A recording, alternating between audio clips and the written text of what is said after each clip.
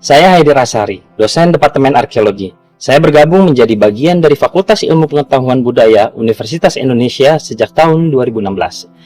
Saya mengajar di tingkat sarjana dengan bidang ilmu arkeologi klasik dan juga epigrafi. Dengan mata kuliah pokok yang saya ampu adalah metode penelitian epigrafi. Perkembangan arkeologi klasik di Indonesia saat ini mengalami perkembangan yang sangat signifikan. Hal itu terlihat dari banyaknya tulisan-tulisan terbaru yang tidak hanya dari sudut pandang arkeologi semata, namun juga interdisiplin ilmu. Kemajuan teknologi di masa kini juga berperan andil dalam membuka cakrawala arkeologi klasik menjadi lebih terbuka dan juga lebih terbaca. Epigrafi merupakan salah satu bagian ilmu dalam arkeologi sejarah yang membahas tentang prasasti. Prasasti merupakan bentuk bukti sejarah absolut yang menjelaskan tentang suatu peristiwa di masa lampau sebagai bukti ketetapan hukum manusia.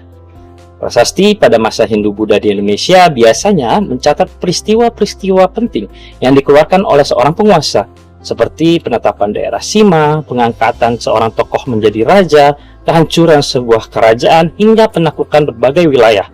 Terekam jelas dengan tulisan-tulisan yang terpatri di atas media batu maupun logam.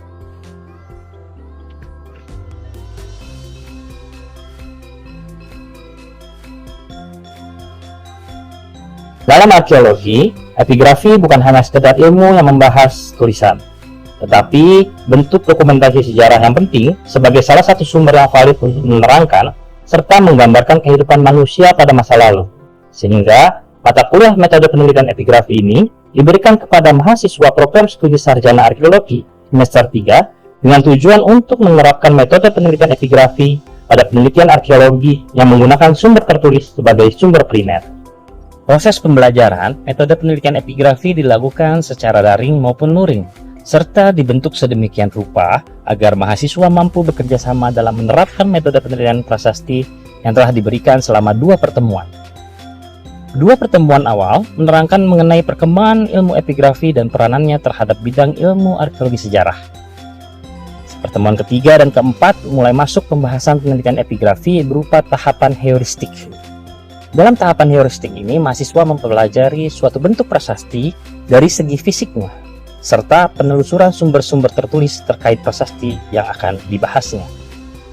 Pertemuan kelima, keenam, juga ketujuh itu membahas metode penelitian epigrafi yang selanjutnya, yaitu analisis kritik. Analisis kritik terbagi menjadi 2 bentuk. Yang pertama, kritik intern, dan yang kedua, kritik ekstern. Kritik intern merupakan tahapan yang dilakukan oleh seorang epigraf berupa ahli aksara dan juga ahli bahasa. Proses kritik intern ini merupakan tahapan yang sangat penting dalam metodologi penelitian epigrafi, karena pada tahapan ini peneliti harus fokus membaca huruf-huruf kuno dan melakukan penelaahan terhadap pemotongan-pemotongan kalimat di dalam ahli aksara untuk penelusuran lebih lanjut, yaitu ahli bahasa. Sementara itu, dalam kritik ekstern, peneliti berusaha untuk mengetahui bagaimana bentuk aksara prasasti yang sedang ditelaah dengan melakukan perbandingan dengan prasasti yang sezaman. Setelah melalui tahapan kritik, metode selanjutnya adalah tahapan interpretasi yang dilakukan untuk menginterpretasikan dari hasil telaah yang ada pada prasasti, seperti pertanggalan, nama tokoh, alasan dikeluarkannya prasasti atau biasa disebut sambanda, sampai dengan kutukan-kutukan atau nama lainnya adalah sapata yang diterangkan pada dalam prasasti. Metode ini biasanya dilakukan pada saat pertemuan ke-8 dan ke-9. Setelah itu, metode terakhir adalah historiografi, yaitu menempatkan hasil pembacaan yang telah dilakukan ke dalam alur sejarah yang sezaman dari prasasti yang diberikan pada pertemuan ke-10.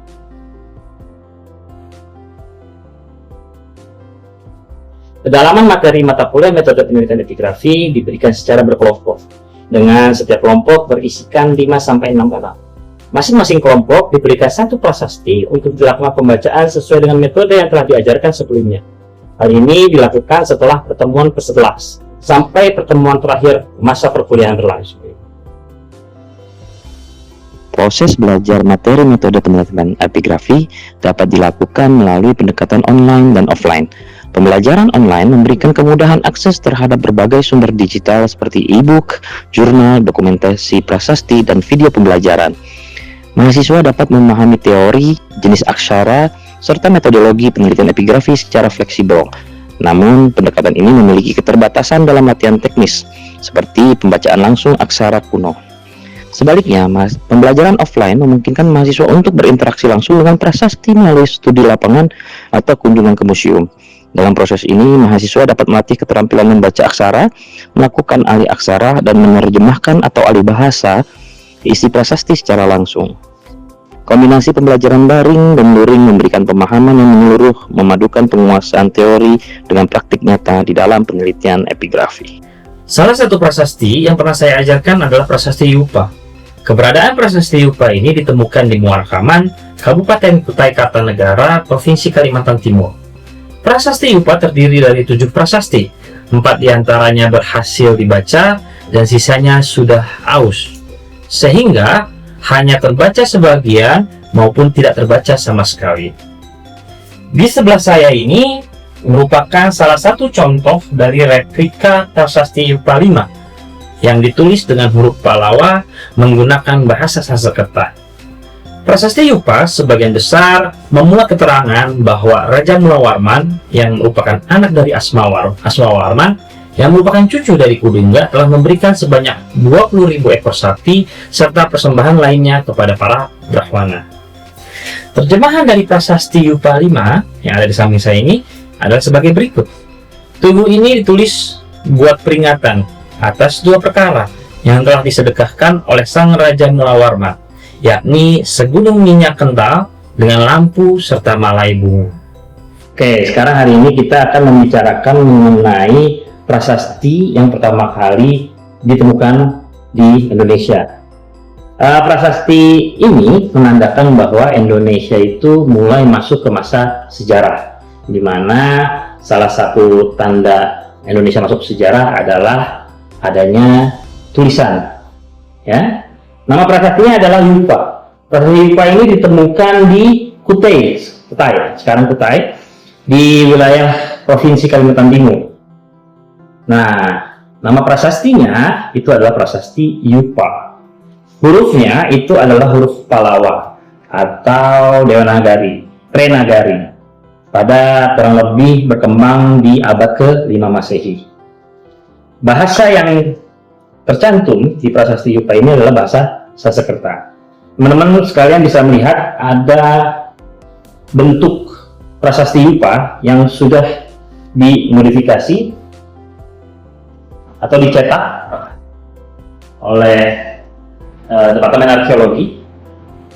Ini bisa kita lihat bentuk Yupa memang persis seperti ini, ya.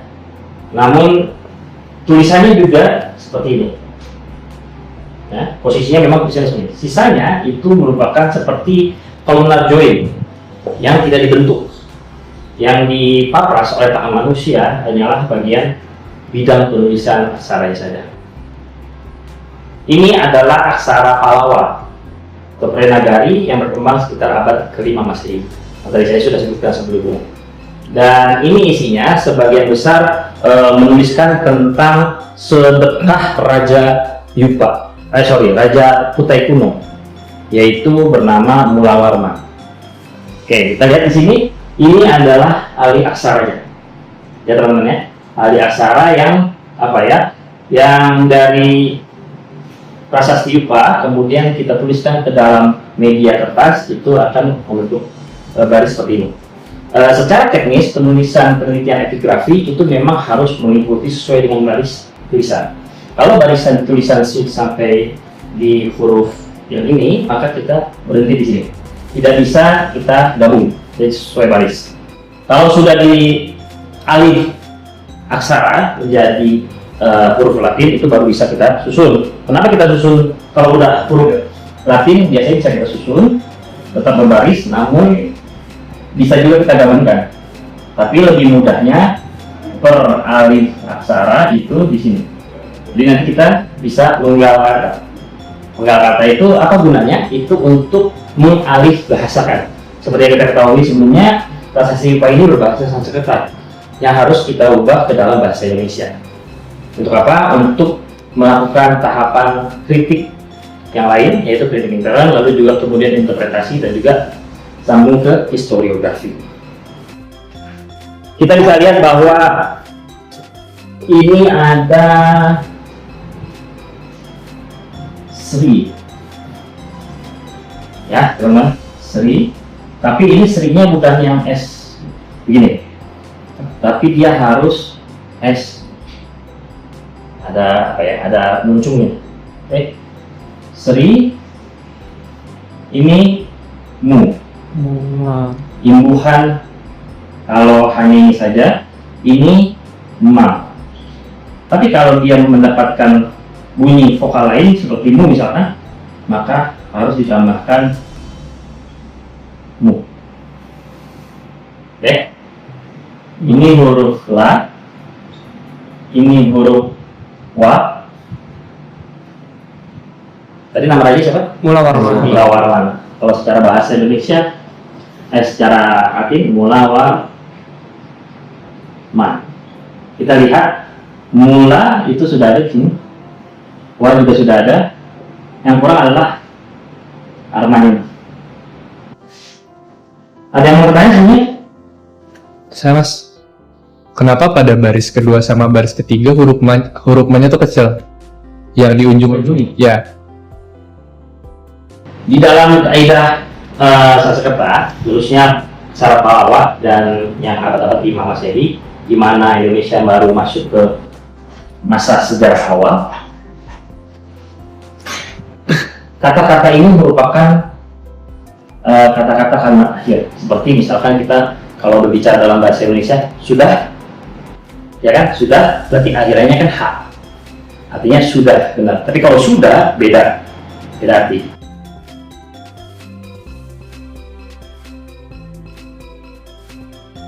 Komponen penilaian mahasiswa pada mata kuliah metode penelitian epigrafi ini memiliki 4 komponen. Yang pertama adalah komponen kehadiran sebesar 10%, lalu kemudian komponen presentasi sebesar 20%, lalu kemudian makalah akhir yang memiliki bobot 30%, serta ujian akhir semester yang memiliki bobot 40%.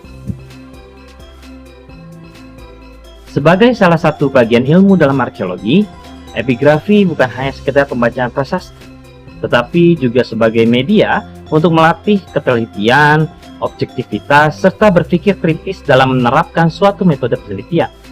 Melalui tahapan penelitian yang sistematis, mulai dari heuristik, kritik, interpretasi, hingga historiografi, kita dapat merekonstruksi peristiwa-peristiwa, nilai-nilai, serta tradisi yang pernah hidup di tengah masyarakat masa lalu. Dengan demikian, pembelajaran metode penelitian epigrafi menjadi fondasi penting bagi mahasiswa arkeologi untuk mengenal dan merawat warisan budaya bangsa secara ilmiah dan bertanggung jawab. Terima kasih sudah menyaksikan video singkat perkenalan ini. Saya senang sekali bisa berbagi tentang dunia arkeologi dan juga epigrafi. Dua bidang yang menurut saya menarik karena bisa bantu kita baca pesan-pesan dari masa lalu.